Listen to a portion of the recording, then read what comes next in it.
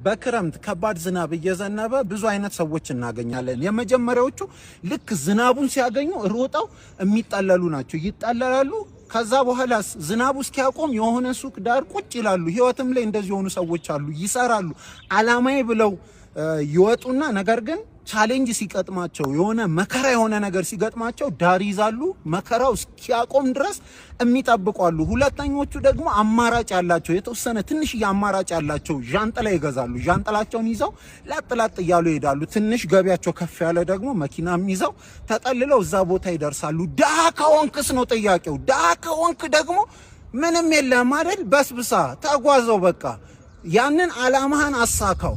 በስብሳ ሰዎች ሙድ ሊይዙብህ ይችላሉ። በስብሳ ስትሄድ የሆነ ጠረን ልታወጣ ትችላለህ፣ እውነት ነው። ነገር ግን ዋናው ጉዳይ ደርሰሃል ወይ ነው።